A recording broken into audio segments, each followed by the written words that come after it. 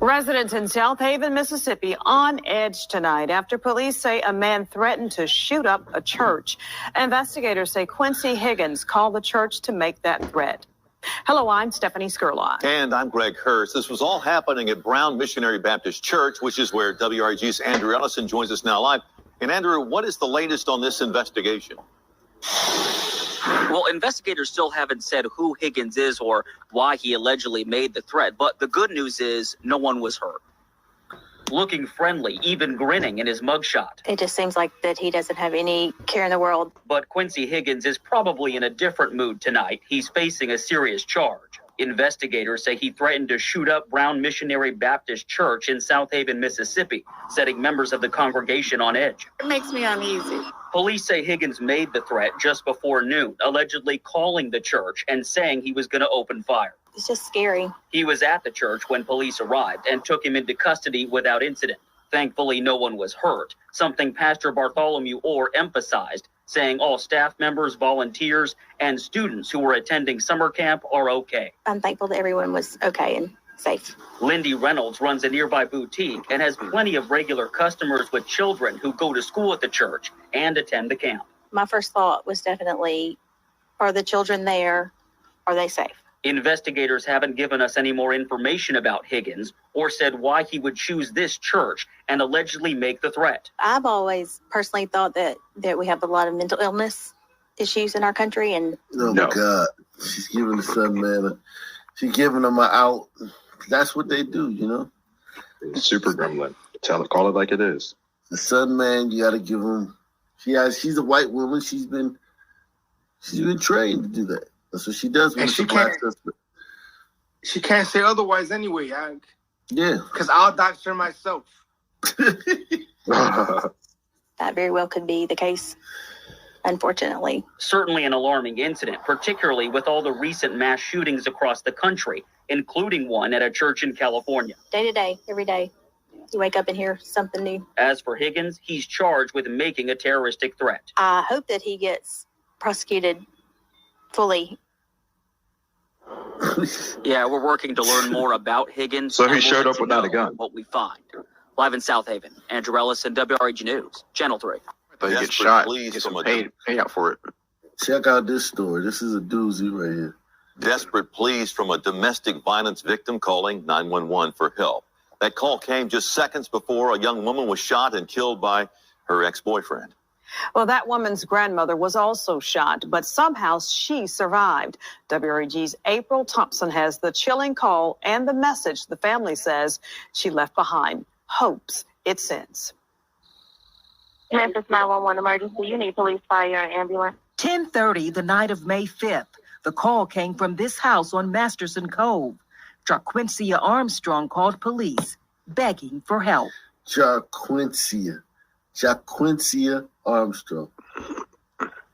Armstrong called police, begging for help. Come now.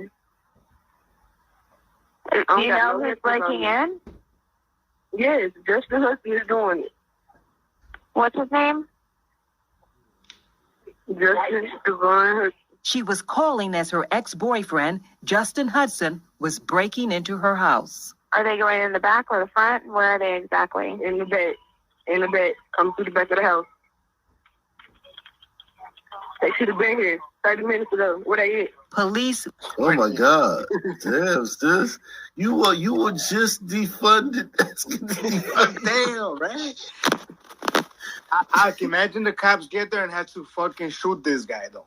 Oh my God, my baby. And then blame would transfer to the cops. Oh, he was just having a mental illness break. He was just having a breakdown. They don't know how to deal with people like that when they're having a mental episode. Because you're a black man, blah, blah, blah. Yeah. This is so the cops are there. She like, they should have been here 30 minutes ago. Okay, sis. All right. You go ahead. Right in the back or the front? Where are they exactly? In the back. In the back. Come through the back of the house. They should have been here 30 minutes ago. Where they at? Police wouldn't get there in time. He just shot my grandma. He just shot my grandma. He just did what to your grandma? Ma'am? She is. Shut up, grandma. She got a gun. Okay. Okay, what did he do to your grandma? She couldn't answer. She was gone. Justin Hudson shot 3 people that night. JaQuincia Armstrong, his ex-girlfriend who called 911, died. Her grandmother was shot in the hand. And then Hudson turned the gun on himself, killing himself. Rashonda Johnson is Armstrong's mother. Homicide came around and told me what had happened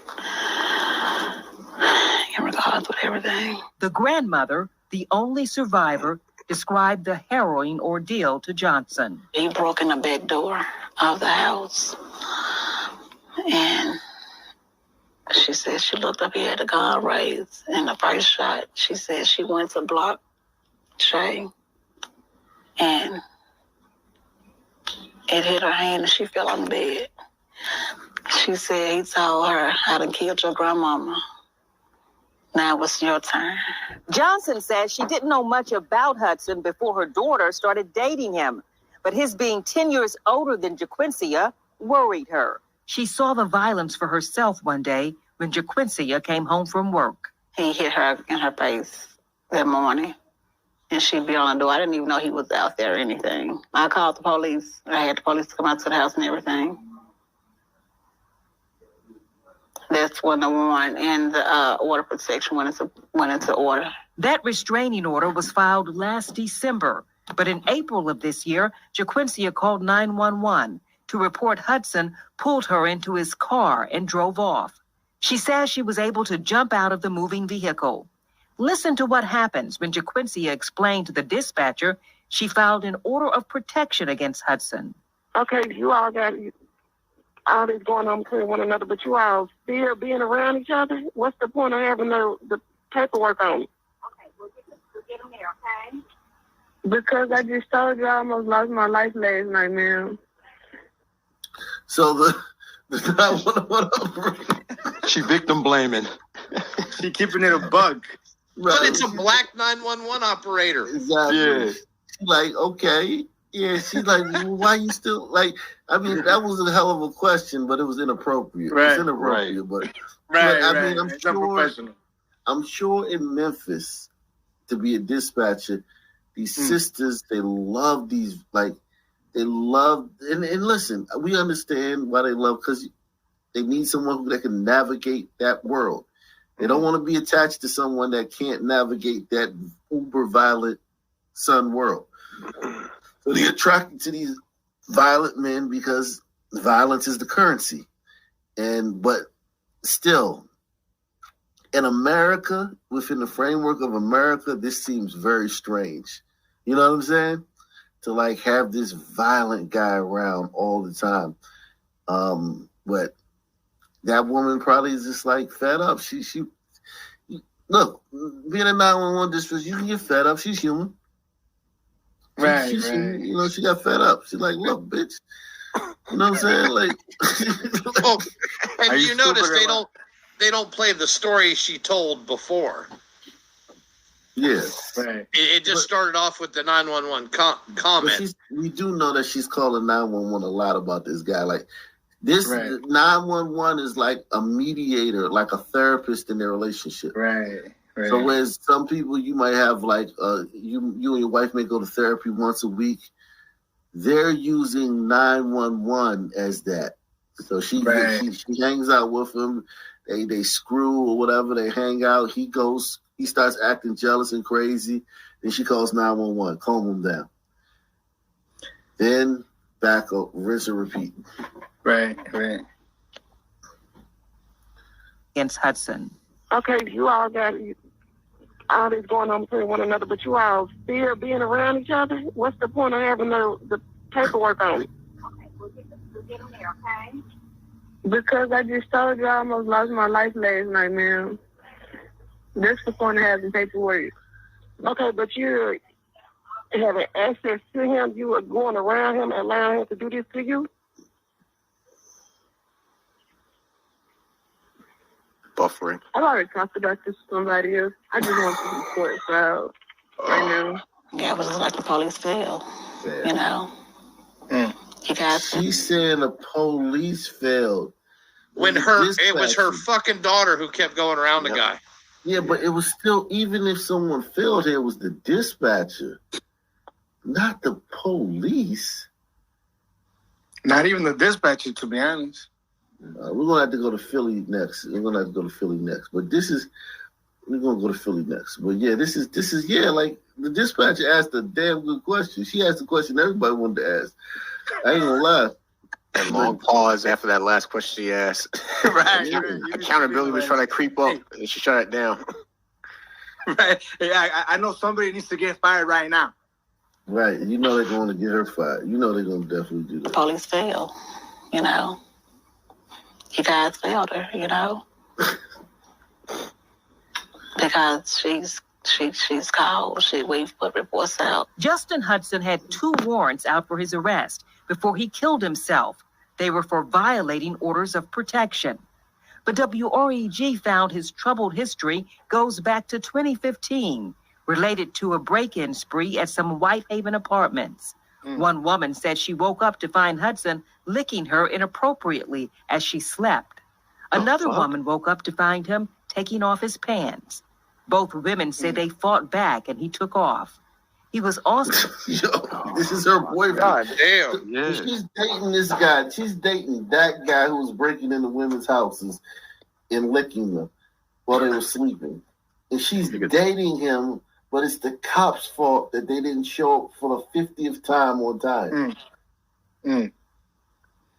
Like, it don't hurt to drop $30 and get a background check on somebody you don't know. For real. She knew the fuck this nigga.